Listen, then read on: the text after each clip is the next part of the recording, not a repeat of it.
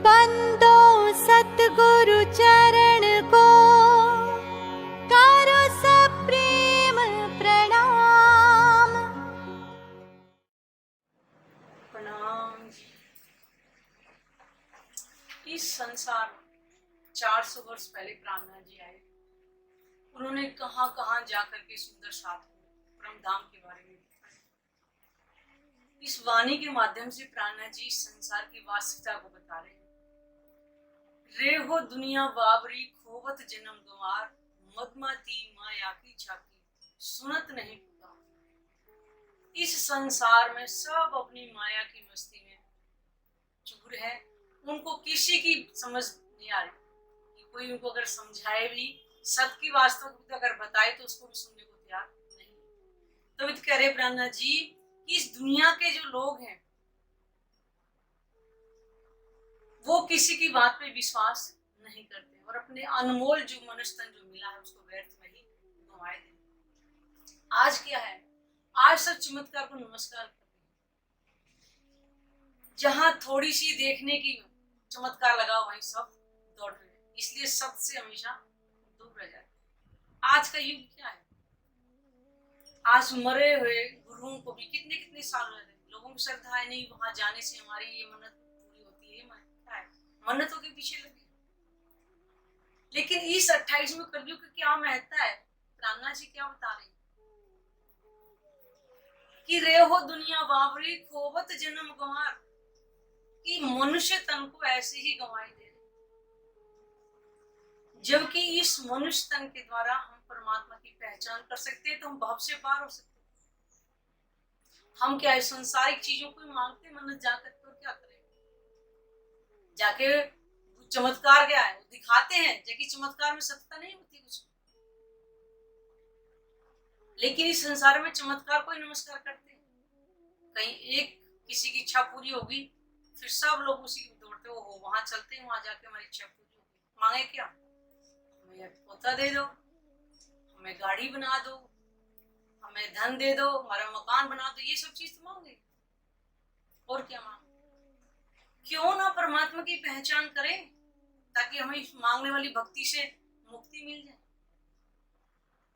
मनुष्य तन के अंदर एक विवेक हो सकता है कि हमारा किसमें भला है किसमें बुरा है। तो प्राणनाथ जी बता रहे हैं कि हे दुनिया वालों, इस 28वें कलयुग में पार्वन स्वयं आए हुए हैं, उनकी पहचान करो। मदमाती माया की छाकी, यानी कि माया के नशे में इतने चूर, सुनत नहीं पुकार, वो किसी की बात को सुन ही नहीं। क्योंकि प्राणनाथ जी ने जाकर के गांव गांव शहर शहर सबको अखंड की पहचान कराई थी। लेकिन कुछ थे जिन्होंने पूर्ण समर्पण प्राणनाथ जी के चरणों में कर दिया था और घर बार छोड़कर उनके साथ पन्ना जी तक पहुंचे। 25,000 किलोमीटर की पद यात्रा करके पन्ना जी, और सुंदर साथ ने वहां पर परम धाम के सारे सुख, क्योंकि उन्होंने इस संसार की चीजों को महत्व नहीं दिया था। प्राणनाथ जी ने आए, उन्होंने पहचान कराई कि वो पूर्ण परमात्मा कहाँ रहता है, कैसा है, क्या उनके स्वरूप, क्या उनकी परम धाम की शोभा है। इस संसार में सारी पहचान प्राणनाथ जी ने आकर के अपनी छाया सो आप विभूति बल खोए चलिहार, आग बिना जलत अंग में जल बल होत अंगार। ये सारा संसार जो ईर्ष्या द्वेष की अग्नि में जल, आज घर परिवार, आज भाई भाई को देख के खुश नहीं। पहले कहावत होती थी कि 4 भाई होने चाहिए 5, आज भाइयों की कोई भूल नहीं, क्योंकि सब एक दूसरे को देख के ईर्ष्या द्वेष कर रहे। इनके पास इतना धन है, मेरे पास क्यों नहीं, इनके पास 4 गाड़ियां, मेरे पास नहीं। क्या है, वो तो कह रहे हैं कि अंग में आग जल नहीं रही, लेकिन ईर्ष्या द्वेष की आग हमने स्वयं ही अपने अंदर जला रखी और इसी में सारा संसार पागल हुआ।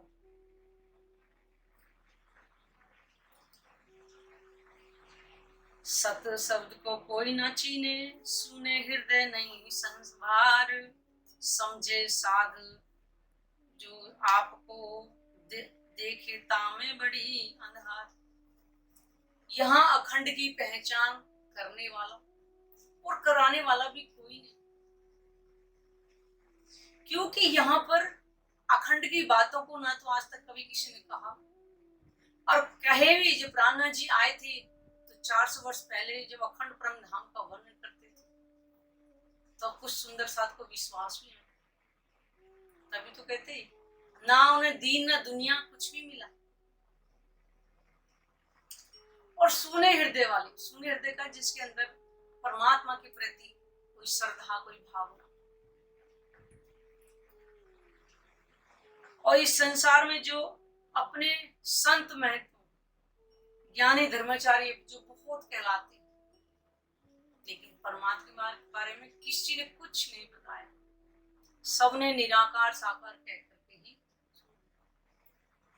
किसी ने कण कण में परमात्मा बताया, अगर कण कण में होता तो मरता ना कोई, और घट घट में होता तो फिर देखता हर कि अगर कण कण में परमात्मा है इस संसार में होता तो इस यहाँ हर चीज अखंड होती, क्योंकि जहां परमात्मा रहता है वहां पे हर चीज अखंड।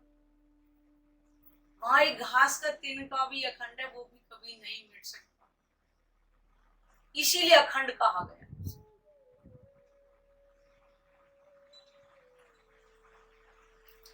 या में कहते आप कहावे शाने पर छूटत नहीं विकार, शानप लेके कंठ बंधाए या फल रचो है नार।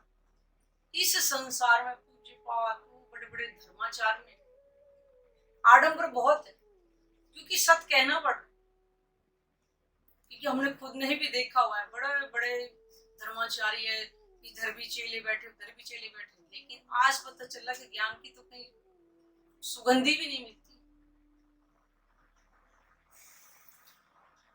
और माया की झूठी इच्छा किसी से नहीं छूटी, क्योंकि लोगों ने क्या हुआ, साधु का वेश धारण भी कर लिया, वहां जाकर के चेले बना लिए, फिर एक मठ से दूसरे मठ को देख करके ही ईर्ष्या हो रही है कि उसके पास तो इतने चेले हैं या इतना वो धन खर्च करते हैं। क्या है जिसने इस संसार को साधु बनने के लिए छोड़ ही दिया, फिर माया की इच्छा क्या?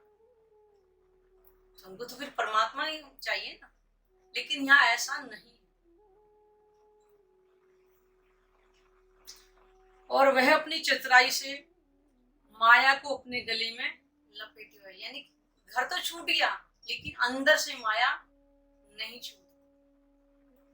तो ये तो कह रहे हैं कि माया को अगर अंदर से अगर हम छोड़ दें तो परमात्मा हमसे दूर नहीं, फिर परमात्मा की प्राप्ति हम घर में बैठ करके ही कर सकते। ये माया ही तो है जो हमारे सामने आती है और परमात्मा तक नहीं जाने देती, क्योंकि संसार की जो चमक चौंध है माया की, वही हमको अपने लपेटे हुए, वही हमें अपनी माया के फंदे से बाहर नहीं निकलने।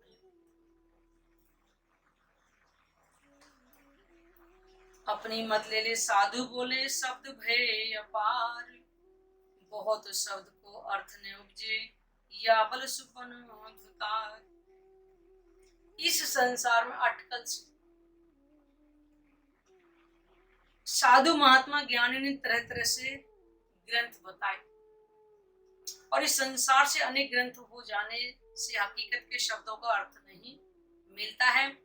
इस तरह से इस छल वाली माया ने इस सपने के संसार की शक्ति का हरण कर लिया। अब यहाँ पे देखी जाए तो ग्रंथों में तो सब लिखा हुआ है, परमात्मा की पहचान भी लिखी है, हर ग्रंथों में लगेगा एक को ब्रह्म द्वितीयो नास्ति। जब परमात्मा एक है तो फिर हम दुनिया की पूजा में कैसे लगे? आज हम देखते हैं कि शनिवार को मैंने कई बार देखा है पीपल की पूजा करते हुए, तो एक भाई कर रहे थे, मैं उनको देख रही थी ऐसे पार्क के अंदर खड़े होके, तो वो जो पीपल की पूजा करके और फिर उन्होंने वहीं पे अपना वो जो लोटा था जल का वो रखा और वहीं पे निकाल कर बीड़ी पीने लगे। मैंने उनसे वैसे ही पूछ लिया, मैंने कहा भैया आप ये पीपल की पूजा क्यों करते हो, क्या मिलेगा इससे?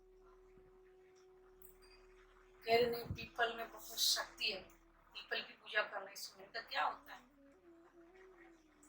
मैंने कहा हमने तो सिर्फ यही सुना है कि पीपल, कह रहे कि पीपल के अंदर ना भूत होते हैं और ये हमारे घर के पास में। वास्तव में पीपल के अंदर भूत नहीं होते।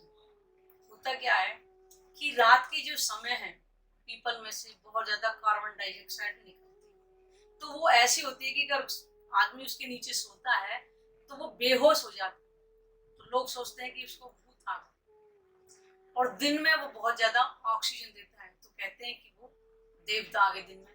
तो ये लोगों ने एक वैसी काल्पनिक कथा बना रखी है कि पीपल की पूजा करने से भूत दूर हो जाते हैं। वास्तव में क्या है कि पहचान ही नहीं है ना कि परमात्मा इस संसार में, कण कण में परमात्मा यहाँ है नहीं। यहाँ पे क्या है, कण कण में विष्णु भगवान का अंश।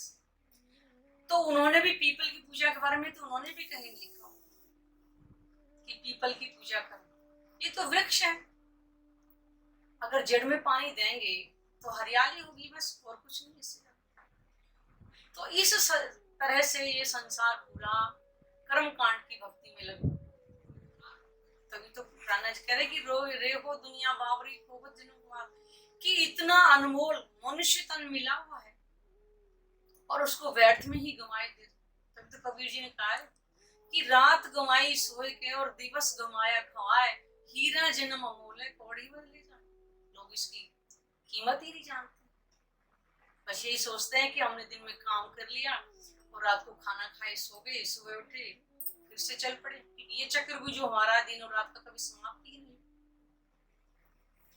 जबकि इस तन से हम इस संसार के कार्य करें और इसी तन से हम परमात्मा की पहचान करके भव से पार हो सकते। इसीलिए मनुष्य तन को अमूल्य कहा गया, लेकिन आज हम पहचान नहीं पा रहे। या में सतगुरु मिले तो संशय भाने पैंडा दिखावे पार, तब सकल शब्द को अर्थ ने उपजे सब गम पड़े संसार। इस संसार में अगर सच्चा सतगुरु मिल जाए और हमारे संशय मिटा दे और वे संशय मिटाकर पार का रास्ता बसा सकते, अगर सच्चा सतगुरु। तब तो कह रहे हैं कि सतगुरु कीजिए जानकर और पाजी पानी पीजिए छान। सच्चा सतगुरु कौन होता है? जो सत की पहचान स्वयं करे और हमें भी पहचान करे। सच्चा सतगुरु कौन? सतगुरु का मतलब ये नहीं कि उन्हें बहुत बारी जो कंठी माला धारण कर रही है, तिलक लगा रखे हैं, वो सच्चा सतगुरु नहीं। सच्चा सतगुरु हमेशा सत की बात पहचान कराए।